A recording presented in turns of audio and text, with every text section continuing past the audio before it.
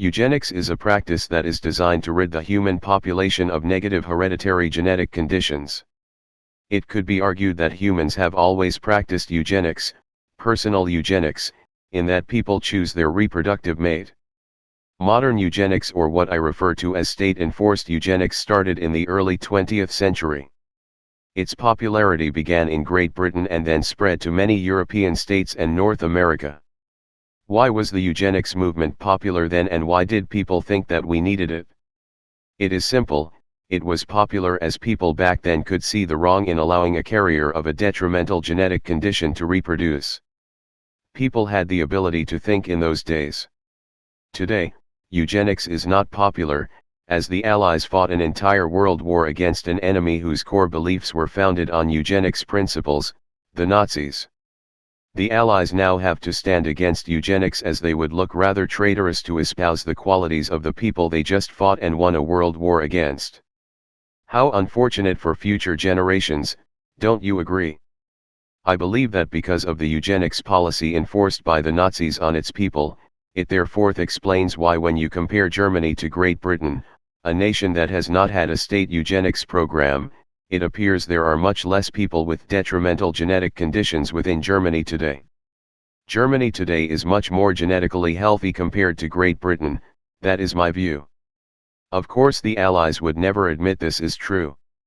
They will do anything to stop it from being true, even if it means manipulating data on the amounts of people diagnosed with these dreadful conditions. Eugenics practices were never invented to be evil, quite the opposite. In fact, they were thought up to do good. The people behind them genuinely had good intentions. Past eugenics programs included what was called positive and negative policies.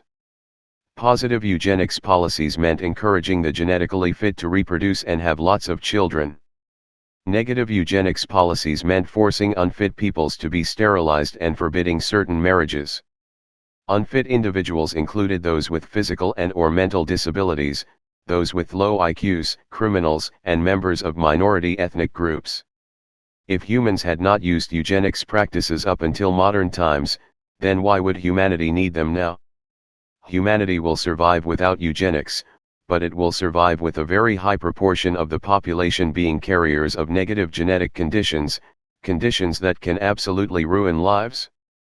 State-enforced eugenics does not have to mean that people get murdered by the state. It could just mean that the genetically unfit get sterilized by the state.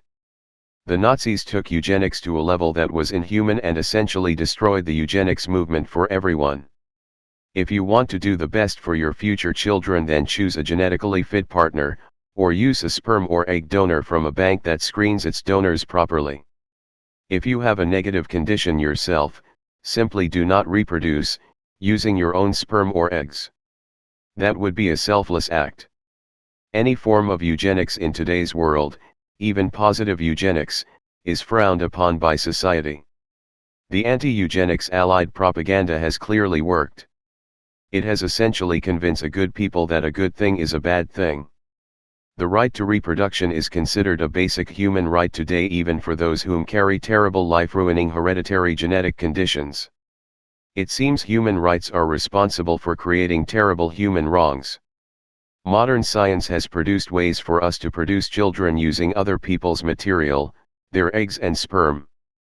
This is the future for the eugenics movement, not one of state-enforced sterilization but of education and personal choice.